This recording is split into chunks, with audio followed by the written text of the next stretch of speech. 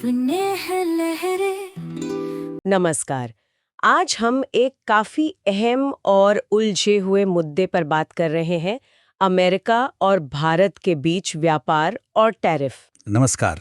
खासकर 2025 में जो हुआ, जब अमेरिका ने राष्ट्रपति ट्रंप के समय में भारत से आने वाले सामान पर सीमा शुल्क मतलब टैरिफ बहुत ज्यादा बढ़ा दिए थे। हाँ, कुछ मामलों में तो 50% तक। ये बहुत बड़ा कदम था। बिल्कुल। हमारे पास इस पर काफी सारे नोट्स और कुछ लेख हैं, तो आज हम इसी के जरिए इस पूरी स्थिति को समझने की कोशिश करेंगे। तो हमारा प्लान है ये समझना कि भाई ये टैरिफ क्या होते हैं, क्यों लगाए जाते हैं, और फिर 2025 में अमेरिका ने इतने भारी टैरिफ क्यों थोप दिए भारत पर। हाँ, और दूसरे देशों पर भी। सही। इसका असर क्या हुआ भारत पे, ग्लोबल ट्रेड पर, भारत ने कैसे रिएक्ट किया, और वो WTO वाली बात भी। हाँ, विश्व व्यापार संगठन के नियम यहाँ क्या कहते हैं।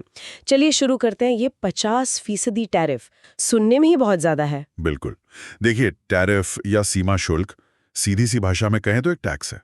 जब कोई सामान किसी दूसरे देश से आपके देश में आता है, मतलब आयात होता है, तो सरकार उस पर ये टैक्स लगाती है। अच्छा। इससे होता ये है कि वो बाहर से आया हुआ सामान महंगा हो जाता है। और ये लगाते क्यों है? मतलब सिर्फ सरकार की कमाई के लिए? नहीं, कमाई तो एक कारण है, पर अकेला नहीं। कई वजह होती हैं। जैसे? सबसे आम कारण है अपने देश के उद्योगों को बचाना। मतलब अगर बाहर से बहुत सस्ता माल आएगा तो यहाँ के कारखाने बंद हो सकते हैं। हाँ, मुकाबला नहीं कर पाएंगे। बिल्कुल। तो टैरिफ लगाकर उस सस्ते माल को महंगा कर दिया जाता है। इससे देश में नौकरियां भी बचती हैं। और हाँ, सरकार को रेवेन्यू मिलता है। कभी कभी देश इसे व्यापार घाटा कम करने के लिए भी इस्तेमाल करते हैं। व्यापार घाटा मतलब जब हम इंपोर्ट ज्यादा कर रहे हो और एक्सपोर्ट कम। एग्जैक्टली। और कई बार देश इसे एक हथियार की तरह भी इस्तेमाल करते हैं, दूसरे देशों से बातचीत में अपनी शर्तें मनवाने के। अच्छा, मोलभाव के लिए। हाँ, और एक और वजह है राष्ट्रीय सुरक्षा। जैसे स्टील, एल्यूमिनियम जैसी जरूरी चीजों पर यह कहकर टैरिफ लगाना कि इनका आयात देश की सुरक्षा के लिए ठीक नहीं है। ठीक है, तो ये टैरिफ एक जरूरी टूल है ट्रेड पॉलिसी का, लेकिन 2025 वाला मामला वो तो कुछ हटके था। हाँ, वो सामान्य नहीं था। राष्ट्रपति ट्रंप ने अचानक भारत जैसे कई देशों पर टैरिफ लगभग डबल कर दिए, कहीं कहीं 50% तक। तो यहाँ क्या कहानी थी? क्यों किया अमेरिका ने ऐसा? हाँ, ये एक बड़ा और अचानक लिया गया फैसला था। इसके पीछे जो मुख्य कारण बताए गए, उनमें पहला था अमेरिका का भारत के साथ बढ़ता ट्रेड डेफिसिट, मतलब व्यापार घाटा। अमेरिका का कहना था कि भाई भारत हमें यानी अमेरिका को करीब 87 अरब डॉलर का सामान बेचता है, पर हमसे खरीदता बहुत कम है। अच्छा। और ट्रंप प्रशासन का यह भी आरोप था कि भारत खुद अमेरिकी सामान पर बहुत ज्यादा टैरिफ लगाता है, कभी कभी तो 100% तक। ओह। तो उन्होंने इसे नाम दिया पारस्परिक टैरिफ का। मतलब एक तरह से जैसे को तैसा। जो 50% टैरिफ लगा ना, हाँ। वो अमेरिका के एक कानून सेक्शन 232 के तहत लगाया गया। इसमें कहा गया कि इन धातुओं का जरूरत से ज्यादा आयात अमेरिका की राष्ट्रीय सुरक्षा के लिए खतरा है। राष्ट्रीय सुरक्षा, ये तर्क तो अक्सर इस्तेमाल होता है ऐसे मामलों में। बिल्कुल। और हमेशा इस पर सवाल भी उठते हैं कि क्या वाकई सुरक्षा का खतरा है या ये सिर्फ अपने उद्योगों को बचाने का एक तरीका है। अप्रैल 2025 में तो राष्ट्रपति ट्रंप ने राष्ट्रीय आपातकाल भी घोषित कर दिया था। अरे। हाँ, और उसमें कहा गया कि विदेशी व्यापार के जो तौर तरीके हैं वो अमेरिकी संप्रभुता के लिए खतरा हैं। ये तो काफी सीरियस बात हो गई। और कोई कारण? एक तीसरा कारण थोड़ा जियोपॉलिटिकल था। अमेरिका इस बात से भी नाराज था कि भारत रूस से सस्ता तेल खरीद रहा था। अच्छा, वो रूस यूक्रेन युद्ध के बाद वाली स्थिति। हाँ, अमेरिका को ये पसंद नहीं आया। इसे अमेरिकी विदेश नीति के खिलाफ माना गया और इसके चलते भी कुछ भारतीय सामानों पर करीब 25% का अतिरिक्त टैरिफ लगा दिया गया। यानी व्यापार पर विदेश नीति का दबाव। ऐसा ही लगता है। और चौथा कारण था मेड इन अमेरिका को बढ़ावा देना। मतलब अमेरिका में मैन्युफैक्चरिंग को वापस लाना, उसे बढ़ाना। सोच ये थी कि इससे अमेरिकी लोग अमेरिकी सामान खरीदेंगे, कंपनियां अमेरिका में निवेश करेंगी, नौकरियां पैदा होंगी और सरकार को टैक्स भी ज्यादा मिलेगा। तो ये सिर्फ भारत के लिए नहीं था? नहीं, यही नीतियां चीन और वियतनाम जैसे दूसरे देशों पर भी लागू की गई और ये सब नए टैरिफ 27 अगस्त 2025 से लागू हो गए। इसने भारत अमेरिका व्यापार संबंधों में काफी तनाव पैदा कर दिया था। जाहिर है इतने बड़े फैसलों का असर भी बहुत बड़ा पड़ा होगा।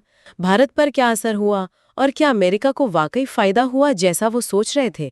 मतलब क्या कुछ सकारात्मक पहलू भी निकले इसके? असर तो बहुत गहरे और कई तरह के हुए। लेकिन अगर भारत की बात करें तो शुरुआती असर ज्यादातर नकारात्मक ही थे। सबसे सीधा असर पड़ा भारत के एक्सपोर्ट पर।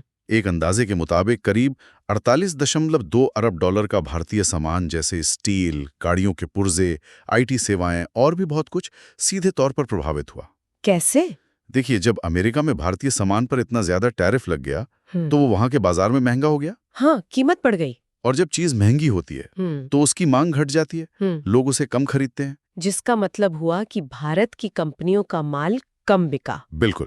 इससे भारत में फैक्ट्रियां बंद होने का खतरा पैदा हो गया, लाखों नौकरियों पर असर पड़ने की आशंका जताई गई, सप्लाई चेन भी गड़बड़ा गई। ओह, और अर्थव्यवस्था पर क्या असर पड़ा? आर्थिक विशेषज्ञों का मानना था कि इससे भारत की जीडीपी ग्रोथ रेट 0.5% या शायद उससे भी ज्यादा कम हो सकती है। ये तो काफी बड़ा असर है। हाँ, और जब दो बड़े व्यापारिक पार्टनर के बीच ऐसे तनाव बढ़ते हैं तो विदेशी निवेशक भी थोड़ा घबराते हैं। सही बात है। तो निवेश कम होने का डर रहता है, महंगाई बढ़ सकती है, और एक बड़ा डर ये भी था कि कहीं ये एक ग्लोबल ट्रेड वॉर की शुरुआत न बन जाए। ट्रेड वॉर मतलब देश एक दूसरे के सामान पर टैरिफ बढ़ाने लगें। जवाबी कार्रवाई में इससे पूरी दुनिया का व्यापार सिस्टम बिगड़ सकता है और WTO जैसी संस्थाएं कमजोर हो सकती हैं। ये तो सब नकारात्मक बातें हुई। क्या इन नोट्स में कोई सकारात्मक पहलू भी बताया गया है अमेरिका के लिए या शायद भारत के लिए भी? हाँ, दावे तो किए गए थे। अमेरिका की तरफ से कहा गया कि इससे उनके घरेलू उद्योगों को मदद मिलेगी, नौकरियां बढ़ेंगी, मैन्युफैक्चरिंग वापस देश में आएगी और सरकार का टैक्स रेवेन्यू भी बढ़ेगा। राष्ट्रपति ट्रंप का मुख्य तर्क यही था। बिल्कुल।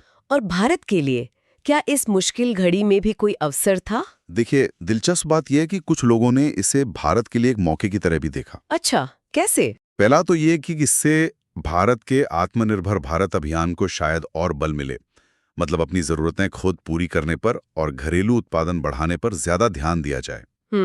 एक तरह से मजबूरी में ही सही। हाँ। दूसरा, इसने भारत को शायद ये सोचने पर मजबूर किया कि वो सिर्फ अमेरिकी बाजार पर इतना निर्भर क्यों रहें। सही। तो अपने निर्यात के लिए नए बाजार तलाशने की जरूरत महसूस हुई, जैसे यूरोप, अफ्रीका, एशिया के दूसरे देश। प्रधानमंत्री मोदी ने भी उस समय कहा था कि हर चुनौती में एक अवसर होता है, यानी अपनी एक्सपोर्ट बास्केट को डाइवर्सिफाई करने का मौका। बिल्कुल। हो सकता है लंबे समय में ये भारतीय उद्योगों को और मजबूत और फ्लेक्सिबल बना दे।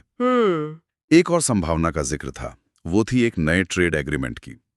कुछ रिपोर्ट्स थीं कि राष्ट्रपति ट्रंप ने कहा था कि भारत ने अमेरिकी सामान पर टैरिफ 0 करने की पेशकश की है। अच्छा। तो शायद ये भविष्य में किसी द्विपक्षीय समझौते का आधार बन सकता था। खैर, कुल मिलाकर देखें तो शॉर्ट टर्म में नुकसान ज्यादा दिख रहे थे, पर लॉन्ग टर्म में कुछ अवसर भी बन सकते थे। ये तो वाकई बहुत बड़ी चुनौती थी भारत के लिए। अब सवाल ये उठता है कि भारत ने इस स्थिति का सामना किया कैसे? मतलब क्या कदम उठाए? हाथ पर हाथ रख के तो नहीं बैठे होंगे? नहीं, बिल्कुल नहीं। भारत ने काफी सोच समझकर और एक मल्टी प्रोंग्ड यानी कई मोर्चों पर एक साथ रणनीति अपनाई। अच्छा, क्या थी वो रणनीति? पहला कदम तो था कानूनी रास्ता अपनाना। भारत तुरंत विश्व व्यापार संगठन यानी WTO में गया। भारत ने वहां शिकायत दर्ज की कि अमेरिका की ये जो टैरिफ हैं, खासकर ऑटो पार्ट्स और स्टील पर, ये WTO के नियमों का उल्लंघन है। ठीक है। और साथ ही भारत ने जवाबी कार्रवाई की भी तैयारी दिखाई। जवाबी कार्रवाई मतलब जैसे को तैसा? हाँ, कुछ वैसा ही। जुलाई 2025 में भारत ने WTO को सूचित किया कि अगर अमेरिका अपने टैरिफ्स वापस नहीं लेता तो भारत भी लगभग $734 मिलियन के अमेरिकी सामानों पर जवाबी टैरिफ लगा सकता है। ओह, कौन से सामान थे ये? लिस्ट में कई चीजें थी, जैसे सेब, बादाम, दालें, कुछ केमिकल वगैरह। भारत का तर्क था कि अमेरिका ने सेक्शन 232 के तहत जो राष्ट्रीय सुरक्षा का बहाना बनाया है वो गलत है और इससे भारत को जो नुकसान हो रहा है उसकी भरपाई होनी चाहिए। तो एक तरफ WTO में केस, दूसरी तरफ जवाबी टैरिफ की धमकी। क्या बस यही दो रास्ते थे? नहीं, तीसरा और शायद सबसे जरूरी रास्ता भी खुला रखा गया, बातचीत का। भारत और अमेरिका के बीच ट्रेड डील को लेकर बातचीत पहले से चल रही थी, वो जारी रही। भारत ने WTO में अपना केस लड़ते हुए भी अमेरिका से बातचीत का दरवाजा बंद नहीं किया। अच्छा, यानी डिप्लोमेसी भी साथ साथ चल रही थी। बिल्कुल। और कुछ रियायतें भी दी गईं, जैसे कुछ इंडस्ट्रियल एक्सपोर्ट्स और दवाइयों को इन बढ़े हुए टैरिफ से छूट मिल गई थी। ये दिखाता है कि भारत पूरी तरह से टकराव बढ़ाने की मूड में नहीं था, बल्कि समाधान चाहता था। तो एक तरह का बैलेंस बनाने की कोशिश, दबाव भी और बातचीत भी। एग्जैक्टली। और चौथा मोर्चा था अपनी अर्थव्यवस्था को अंदर से मजबूत करना और नए बाजार ढूंढना। हाँ, वो आत्मनिर्भरता और डाइवर्सिफिकेशन वाली बात। हाँ, सरकार ने एक्सपोर्टर्स को यूरोप, अफ्रीका और एशिया की तरफ देखने के लिए प्रोत्साहित किया और साथ ही अमेरिका में कुछ ऐसे कानून भी आ रहे थे जैसे HREA एक्ट, जो भारत के IT सेक्टर को नुकसान पहुंचा सकते थे।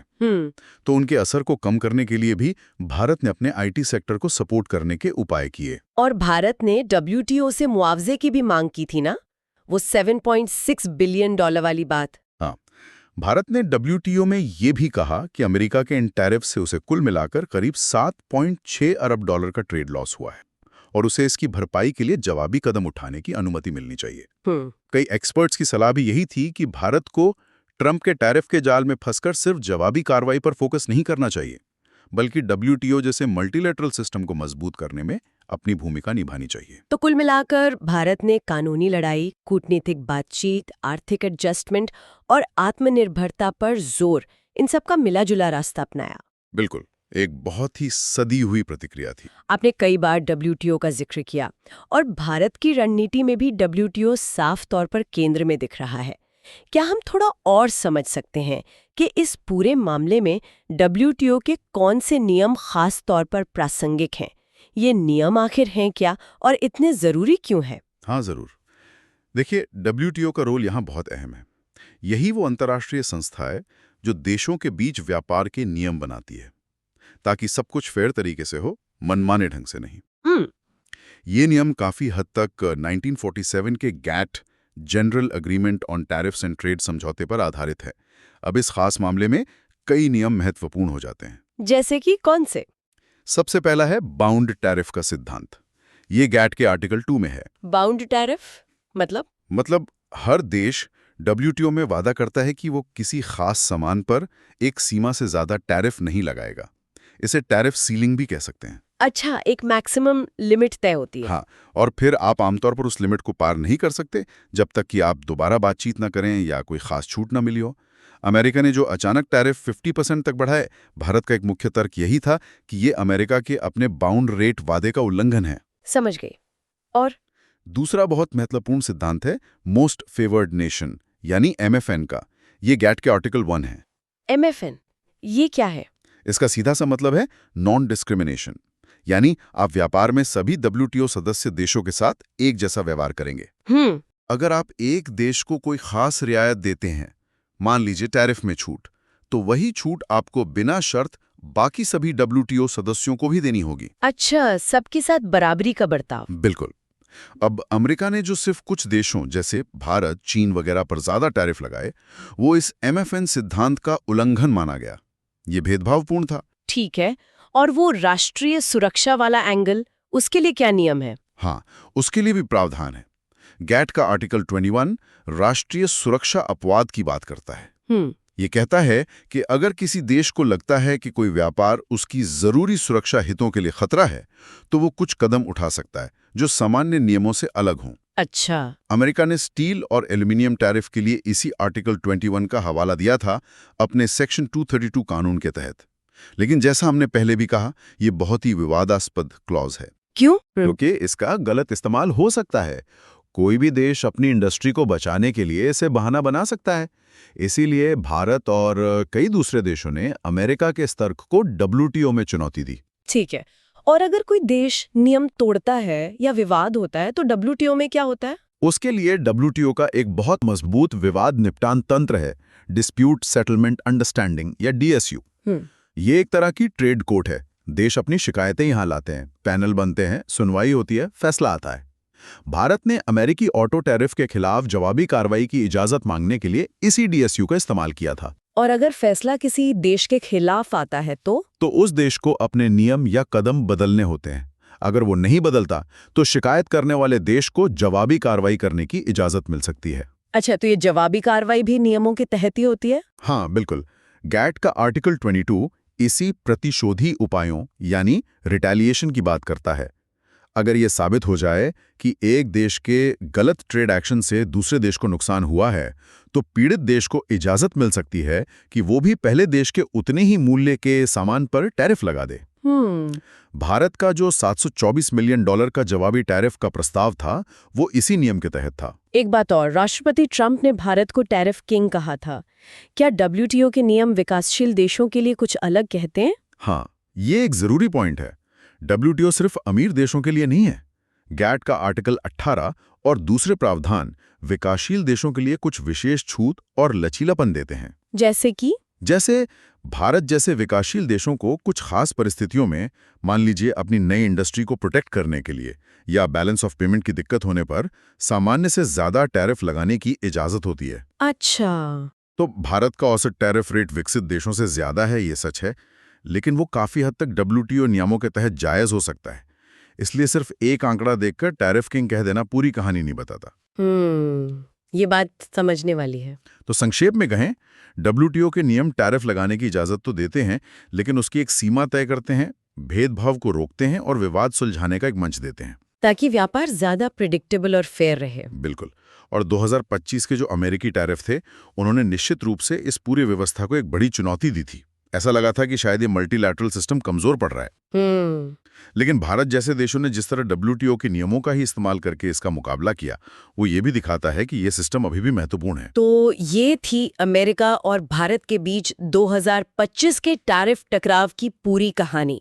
हमने समझा कि टैरिफ क्या होते हैं, अमेरिका के उन कदमों के पीछे क्या वजहें थी, इसका भारत और दुनिया पर क्या असर पड़ा, भारत ने इसका सामना कैसे किया और इन सब में डब्ल्यूटीओ के नियमों की क्या भूमिका रही।